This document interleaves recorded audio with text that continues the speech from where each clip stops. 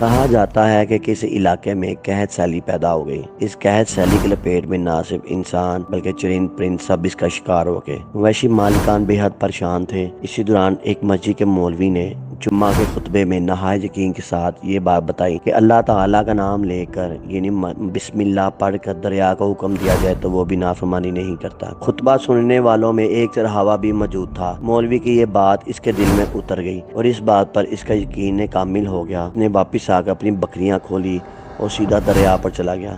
اونچی آواز سے بسم اللہ الرحمن الرحیم پڑھا۔ دریا کو کہا وہ اپنی بکریاں چروانے کے لیے دوسرے پار جانا چاہتا ہے اور اس سے کہا کہ مجھے اپنے اوپر سے گزرنے دے۔ یہ کہہ کر اس نے اپنی بکریوں کو لیا اور دریا پر چلتا ہوا پار کر گیا۔ دریا کی طرف کا علاقہ گھاس سے بھرا پڑا تھا۔ درختوں کے پتے بھی سلامت تھے کیونکہ کسی کو یہاں تک آنے کی رسائی نہ تھی۔ اس نے خوب اچھی طرح اپنی بکریوں کو سیر کروائی اور واپس لوٹ آیا۔ یہ اس کا معمول بن گیا کہ وہ بکریاں پار چھوڑ کر واپس آ جاتا اور شام کو بکریاں واپس لے آتا۔ اس کی بکریوں کا وزن دگنا چگنا ہو گیا۔ لوگ چونک گئے اور اس سے پوچھا کہ وہ اپنی بکریوں کو کہاں لے کر جاتا ہے اور کیا کھلاتا ہے۔ وہ سیدھا سادہ اور صاف دل نوجوان تھا۔ اس نے صاف بات بتا دی کہ جناب میں تو بسم اللہ الرحمن الرحیم پڑھ کر دریا پر چل کر اپنی بکریاں دوسری طرف چروانے کے لیے لے جاتا ہوں۔ یہ بات سنی مگر کسی نے اس چرواہے کی بات پر یقین نہیں کیا کیونکہ یہ ناقابل یقین بات تھی۔ مگر بات ہوتے تو مولوی صاحب کے پاس پہنچ گئی۔ مولوی صاحب نے اس چرواہے کو بلایا اور سارا ماجرا پوچھا۔ اس چرواہے نے مولوی صاحب کو یہ حوالہ بنا لیا کہ مولوی صاحب میں تو آپ کا شکریہ ادا کرنے والا تھا۔ آپ نے جمعہ کے خطبے میں جو نسخہ بتایا تھا کہ بسم اللہ کہہ کر دریا کو بھی حکم دو تو وہ بھی انکار نہیں کرتا، تو میں تو بس آپ کے نسخے پر ہی عمل کر رہا ہوں۔ مولوی صاحب حیرت سے اس کے چہرے کو دیکھتے رہے۔ مولوی صاحب نے کہا بھائی صاحب ایسی باتیں تو ہم ہر جمعہ میں کرتے ہیں، فقط ان کا مقصد لوگوں کا ایمان بنانا ہوتا ہے، مگر بکریوں والا ڈٹا رہے۔ میں تو بس بسم اللہ کہہ کر پانی پر چلتا ہوں اور بکریوں سمیت پانی پر لاتا جاتا ہوں۔ آخرکار مولوی صاحب نے صبح خود یہ تجربہ کرنے کی ٹھانی، جسے دیکھنے چرواہے سمیت پورا علاقہ بھی آ گیا۔ مجمع زیادہ تھا۔ مولوی صاحب نے ایک دو بار سوچا کہ انکار کر دوں کہیں ڈوب نہ جاؤں، مگر وہ مولوی صاحب کو کندھے پر اٹھا کر لے گئے تھے۔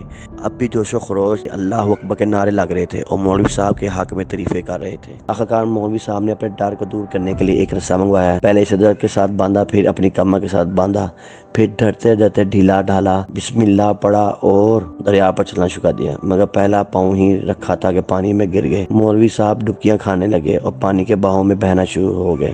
لوگوں نے کھینچ کر باہر نکالا۔ مولوی صاحب ان کی حرکت نے چرواہے کو پریشان کر دیا کہ مولوی صاحب بھی بسم اللہ کو یہ کیا ہو گیا، کیونکہ یہ اس کا روز کا معمول تھا۔ اس کے اپنے یقین میں کوئی فرق نہ آیا۔ اس نے بسم اللہ کہہ کر بکریوں کو پانی کی طرف اشارہ کیا، خود ان کے پیچھے چلتا ہوا پہاڑ چھوڑ کر واپس بھی آ گیا۔ لوگ اسے ولی سمجھ رہے تھے اور اس کے حق میں نعرے لگا رہے تھے، مگر وہ سب سے بے نیاز سیدھا سادہ انسان تھا۔ وہ مولوی صاحب کے پاس پہنچا اور کہا مولوی صاحب میں آپ کی بسم اللہ کی تعریف سے کافی پریشان تھا، مگر پانی پر چلتے مجھے آپ کی بسم اللہ کی بیماری کا پتہ چلا۔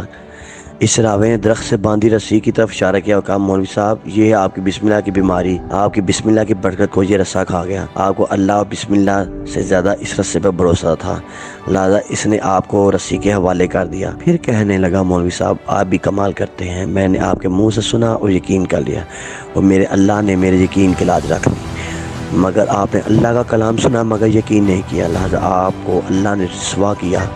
محترم عزیز دوستو، یہی کچھ حال ہے ہماری نمازوں دعاؤں کا حال بھی یقین سے خالی ہے۔ ہم سب کو اللہ پر اسلام پر یقین رکھنا چاہیے اور اس پر عمل کرنا چاہیے۔